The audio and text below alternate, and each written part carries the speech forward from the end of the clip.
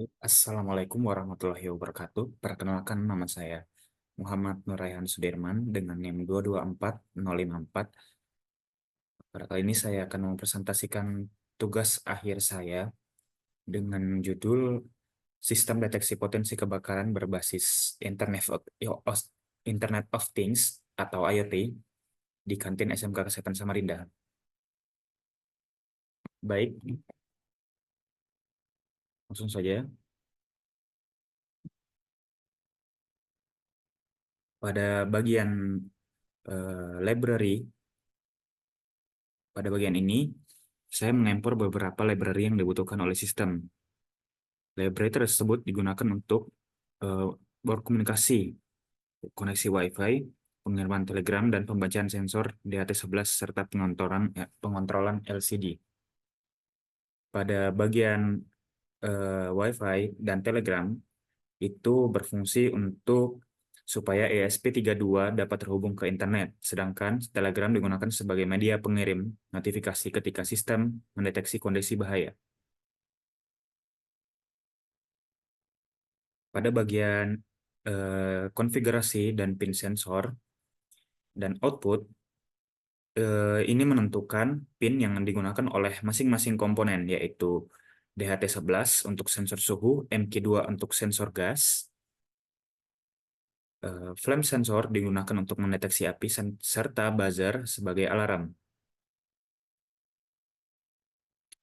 Pada bagian modul OLED dan LCD, itu untuk menginisiasi OLED dan LCD. Display ini berfungsi untuk menampilkan hasil pembacaan sensor dan status kondisi sistem secara real-time. Nah, pada bagian inisiasi sensor dan pengaturan waktu, itu untuk mengaktifkan dan juga mengatur interval waktu untuk pembaruan tampilan layar serta pengaturan bunyi buzzer. Selanjutnya pada nilai batas sensor atau threshold, itu untuk menentukan status sistem. Untuk sensor gas terdapat batas waspada dan bahaya. Begitu juga untuk sensor suhu. Di sini bisa dilihat eh, normalnya itu di sekitar 800 dan untuk waspada itu di 800 dan untuk bahaya di 1500. Begitu juga pada suhu. Selanjutnya untuk konfigurasi buzzer, buzzer ini digunakan untuk menentukan logika on dan off pada buzzer yang nantinya akan aktif ketika kondisi salah satu sensor mendeteksi bahaya. Pada variabel status sistem, ini terdapat beberapa variabel yang digunakan untuk menyimpan status sistem, seperti apakah notifikasi Telegram sudah dikirim atau belum, serta status alat terakhir.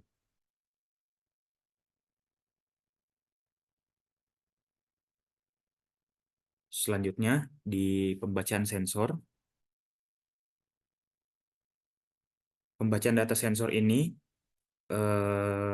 untuk membaca data seluruh sensor secara terus-menerus, yaitu suhu, dan kelembapan, dan gas, dan api.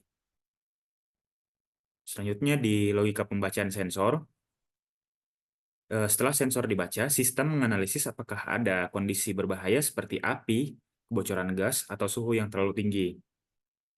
Selanjutnya, penentuan status sistem. eh,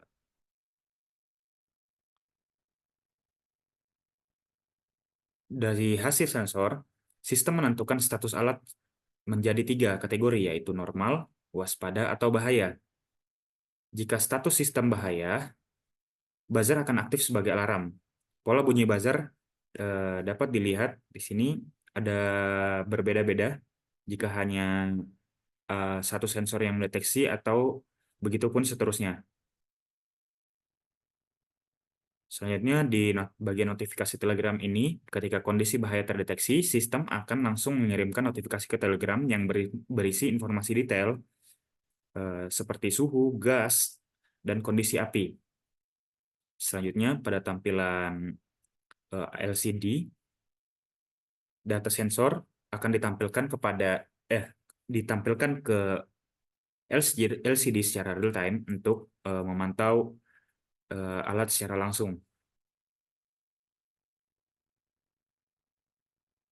Nah, untuk selain dilihat dari LCD, status juga bisa dilihat melalui serial monitor.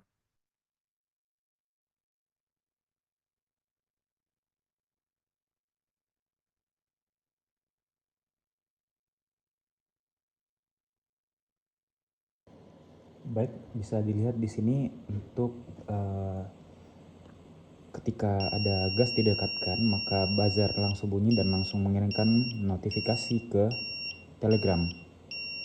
Dan jika hanya satu buzzer yang terdeteksi, jika hanya satu sensor yang terdeteksi, maka bunyinya akan berbeda.